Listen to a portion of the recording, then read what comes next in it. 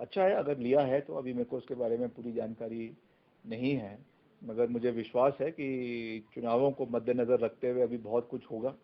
अभी बहुत से और जुमले आएंगे, बहुत सी और जुमलों की बरसात देश और प्रदेश के अंदर होगी, और नई नई घोषणाएं जो है वो होगी। मगर मैं आज फिर से आपके चैनल के माध्यम से केंद्र सरकार का ध्यान हिमाचल में जो परिस्थिति आज बनी हुई है उसकी ओर उनका ध्यान आकर्षित करना चाहता हूं। प्रधानमंत्री जी हमेशा ये बात कहते हैं कि हिमाचल मेरा दूसरा घर है, और आज तक हिमाचल में करीबन 350 जाने जाने के बावजूद करीबन 10,000 करोड़ रुपए का नुकसान हिमाचल को इंफ्रास्ट्रक्चर में हुआ है, और करीबन 10,000 करोड़ का नुकसान हमारी जो जीडीपी का नुकसान हिमाचल में हुआ है। आपकी एसजीएसटी का पैसा प्रदेश में टूरिज्म का जो है वो ख़त्म हुआ है। आपका लिकर का जो इनकम प्रदेश को होनी थी एक्साइज की वो ख़त्म हुई है। उसकी वजह से अनुमानित 10,000 करोड़ का नुकसान है। टोटल अगर आप इंफ्रास्ट्रक्चर को मिला के देखें तो 20,000 करोड़ का नुकसान हिमाचल को हुआ है। 300 जानें चली गई है। करीबन जो है 4,000 से 5,000 घर जो है प्रदेश के अंदर या तो पार्शली या फुली डैमेज हुए हैं। इसके बावजूद भी अगर केंद्र सरकार हिमाचल में राष्ट्रीय आपदा घोषित नहीं कर रही है, मैं समझता हूं कि ये बहुत दुर्भाग्यपूर्ण है। क्या ये केवल इसीलिए किया जा रहा है कि हिमाचल में जो है वो कांग्रेस शासित राज्य है? ये मापदंड की जवाबदेही भारतीय जनता पार्टी को करनी चाहिए।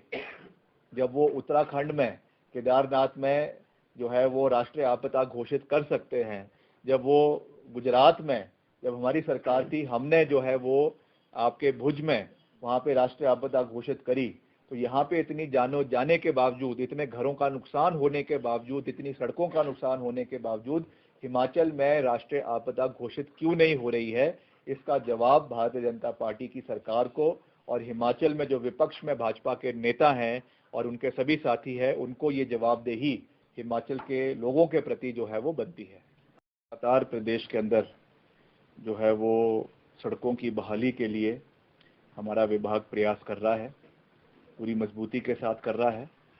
और अभी मैं 3 दिवसीय मंडी जिला के दौरे से वापस आया हूं, जिसमें मैंने कुछ क्षेत्र बिलासपुर का और सरकाघाट का, बल का और मंडी सदर का जो प्रभावित क्षेत्र है वहां का दौरा किया है।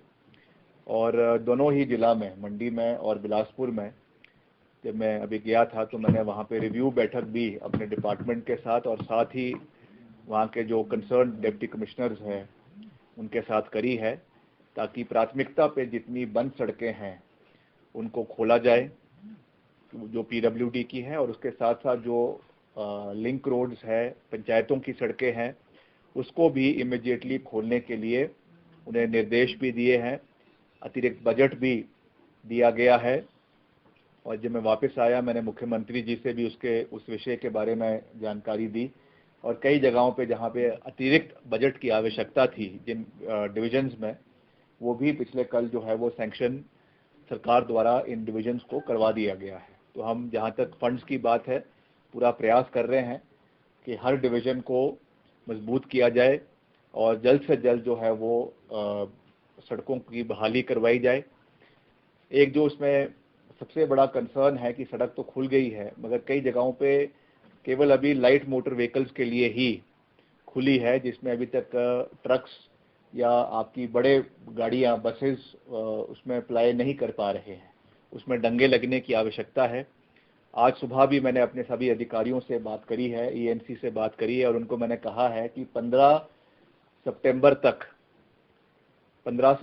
तक जितने भी ये टेंडर पूरे प्रदेश के अंदर रिटेनिंग वॉल के और डंगों के इत्यादि लगने हैं, वो मुझे 2 हफ्ते के अंदर अंदर फर्स्ट 2 वीक्स ऑफ सितंबर के अंदर लग के तैयार हो जाने चाहिए। उसमें कोई भी कोताही हमारे डिपार्टमेंट की ओर से हम बर्दाश्त नहीं करेंगे और इमीडिएटली इनको अवॉर्ड किया जाए, ताकि जहाँ जहाँ पर भी सड़कों की दिक्कत खास करके हैवी व्हीकल्स को, बसों को आ रही है, उसके लिए उन सड़कों को फिर से ठीक करवाया जा सके, उसके लिए हम प्रयास कर रहे हैं। दूसरा, कई जगहों पे ये प्रॉब्लम आ रही है कि जो रोड धंस रही है या उसमें वाटर लेवल बढ़ गया है, उसमें टेक्निकल ओपिनियन की आवश्यकता है।